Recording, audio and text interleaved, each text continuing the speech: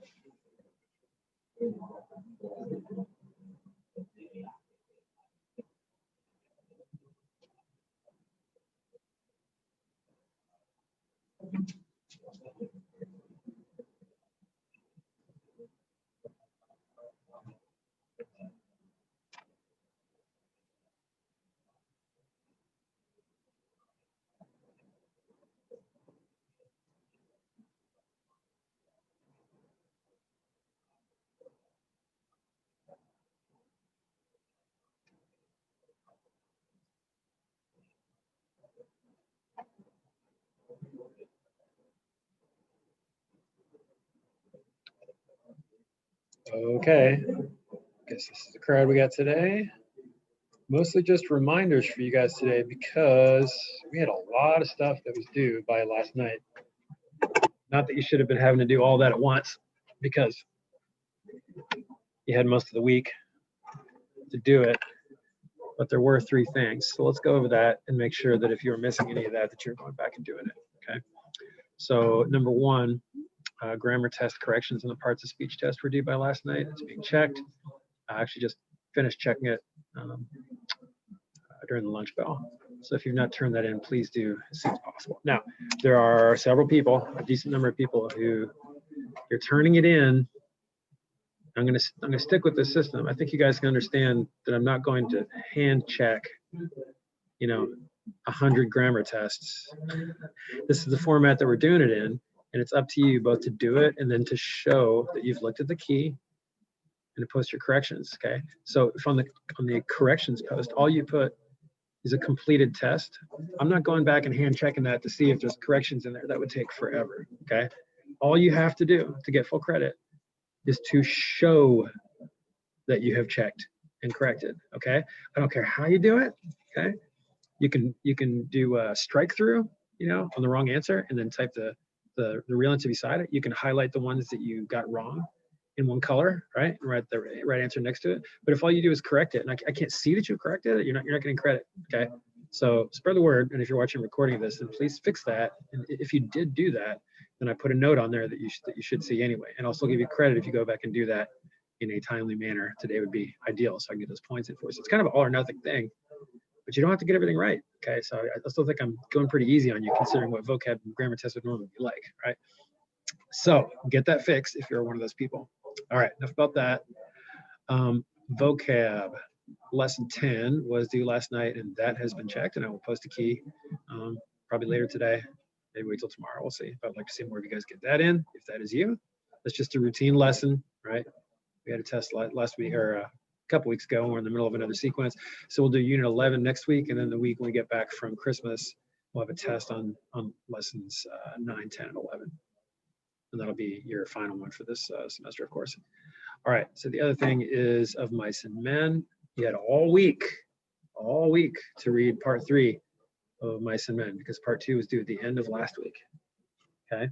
So that should have been done. I don't have very many, even the people who are turning something in, I don't have a large number of people who are submitting with the think questions and answer and actually supported by a quote, okay? So if you're really reading the book, you're doing a study guide as you read the book, it shouldn't be a problem to lift a line or two from the part of the chapter where you found that answer, okay? Just a sentence or two. So you need to do that. I mean, that's a necessary and basic skill for your high school English classes is using textual evidence. And whenever a question, no matter how many times I say it, in any high school English class, if it says something about textual evidence from the text, that means quote it, okay? It doesn't have to be dialogue, okay? It doesn't have to be something Lenny or George said. It could be something the narrator says, that's fine. But it needs to be a direct passage from the book, okay? And then, of course, do the prompt at the end, too. So if you already got that in, that's fine. If not, get it in as soon as possible. I will post materials for part 4 later today. And I'm not going to get into the schedule of when that's due, but it's sometime in the middle of next week. I don't have it in front of me right now, but it'll be on the post when I put that stuff up. And I'll hold off on putting a review of part 3, which I hope you guys are going back and watching. So like on the turn-in post for part 2, you know, I'm putting a video that's a review of part 1, you know, so you can like look back since I don't have enough people completing this, frankly, to, you know, to do like a live session of reviewing the study guide and having you guys talk like we sometimes did in Romeo and Juliet. So that's how I'm doing it for now. I'd like to do more with you in person, but that's what I'm having to do until I get a greater percentage of people doing stuff. Okay, next week we will start a research paper, okay, that is going to run next week. And then it'll run next week and the week after Christmas, but the final draft will stretch in the 3rd quarter. So there will be a couple writing grades coming up that you need to absolutely make sure and do, okay? It should be an opportunity to get full credit to bolster your grades, since there'll only be, you know, 2 or 3 writing grades. But if you don't do them, then it'll have the opposite effect, okay? So just kind of throwing that out there to make sure you guys keep an eye on the agendas, and again, hopefully you guys and anybody who's watching this recording, make sure to attend. Also, just to let you guys know, just to throw this out there, when we start 2nd semester, okay, that is like the last half of January after we get through with exams. Have you guys heard about this? Every Wednesday, everybody's going to work remotely. Teachers are going to be in the building, and it's going to be a required attendance for all classes. So you know how they did that the Monday and Tuesday after Thanksgiving, where everybody's supposed to go to all their classes live on Zoom? Every single Wednesday is now going to be like that. The schedule's going to be slightly different. We're going to have like 35 minutes per bell and 10-minute break between. So you're not going to get this exhausted like Zoom after Zoom with no break. I thought we all went back to school in person. You what? I thought we all went back to school in person. No, there's no plans for that yet. I mean, we're going to keep doing the cohort system. And actually the full week after Christmas, I should have mentioned, we're working remotely. I know this is all kind of confusing. So, all right, here's the rundown. When we get back from Christmas, we have one solid week of remote learning because of COVID stuff, okay? Because they think the numbers are going to spike, just like they did after Thanksgiving, right? We had a full week off after Thanksgiving. But in general, after that, assuming we come back, every Wednesday is going to be remote with that slightly different schedule that I don't think has been pushed out to you guys yet, but you should see it soon. Mr. Page, do I have all that correct? Yeah, so far. I don't think they pushed it out yet either. Yeah, but I explained everything straight, right? Yeah. Okay. All right. You guys have any other questions about that stuff? And you kind of get what's going on? Okay. So no matter what, I'll be doing Zooms on most days, although, you know, as you guys know, I give you days off.